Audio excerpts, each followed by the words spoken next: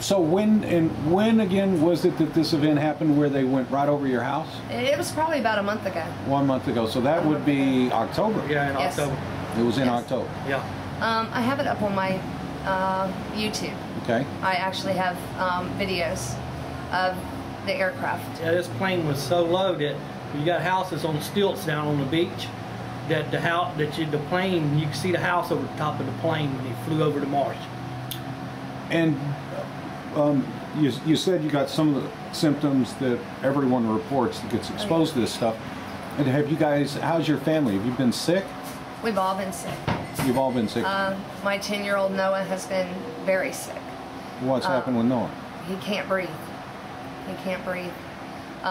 Took him to the doctors, requested twice that he be tested for VOCs and heavy metals, and I was told that there was no need for it. And they put him on, he does have asthma, but it's always been controlled. So what they did was they put him on I took him first. The lady said there was no need to just keep him away from the beach. Well, we live 2 blocks from it. When the oil was coming ashore, you could smell the oil. You can smell the chemicals. It's like a muriatic acid smell. A couple of months ago, it was like muriatic acid and burnt power steering fluid. Is the only way that I can basically describe it. When Noah got so sick, he rode his bicycle down to the beach, and as soon as he got down there, I told him, you can't be here. You need to go home. We were being interviewed by someone down there. So he went home. We were gone for about an hour. At the same time, he and I, as we were going down the beach, along with the guy that was interviewing us, all of our throats started burning, eyes, sinuses. It's almost like you're on fire.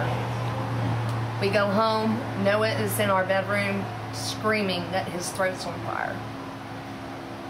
That was on a Friday. Saturday morning, he nor Noah could breathe. It was horrible. Can you describe it for me? What was it? How did it feel? Well, it feels like your throat's closing up, and you can't, when you breathe in, it feels like swallowing glass. It feels like you're sucking in, it's hard to breathe, and inhale and exhale, and all this. It's hard.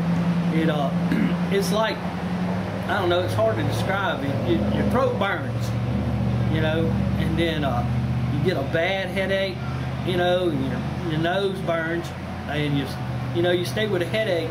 I had a headache, 2 weeks? Yeah, about 2 weeks. And did you see a doctor? No. Do you guys have health insurance? No. Commercial fishermen, commercial fishermen, is you take it as it comes. Have you filed any claims with BP or GCCF? We have a BP claim for our boat. He was told that he couldn't file a claim because his name was on my commercial crab license. And did you? 6 months into it, we find out that yes, he can file a claim. And have you received anything? Yes, we've received a very small, about a third of what we were supposed to receive. And what's the status on the other 2/3? We're in review. Well, I'm in review. So, and they have everything. They have my income taxes. They have my trip tickets. They have everything that they said they needed.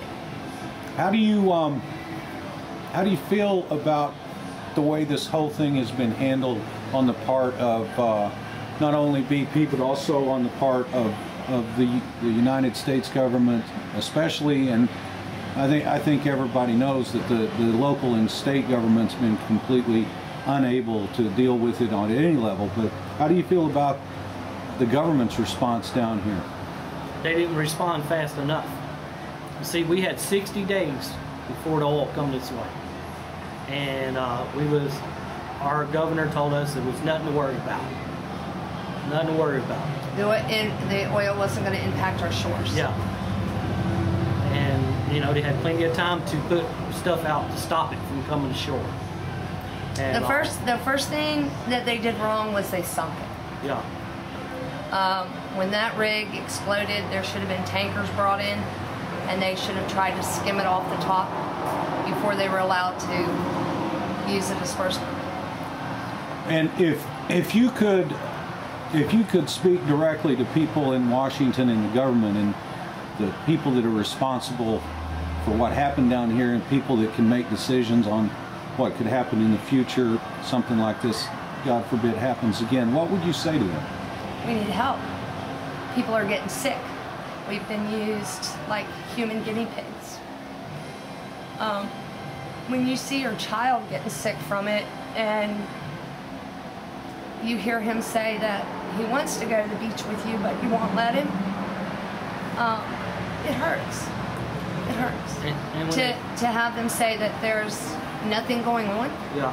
that it's not bad, Yeah. and then you look and you hear the stories, the horror stories that are coming off of our barrier islands that were absolutely gorgeous, white sand, pristine beaches.